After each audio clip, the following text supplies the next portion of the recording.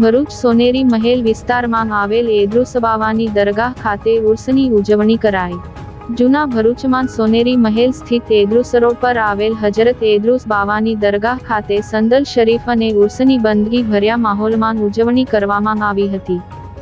જૂના ભરૂચમાં વર્ષો જૂની અને લોકોમાં આસ્થાનું કેન્દ્ર ધરાવતી અને ભરૂચના શહેનશાહના નામથી જાણીતા હજરત એદરુસ બાવાનું મજાર શરીફ આવેલું છે, જે શહેરના લોકો માટે આસ્થાનું પ્રતીક છે।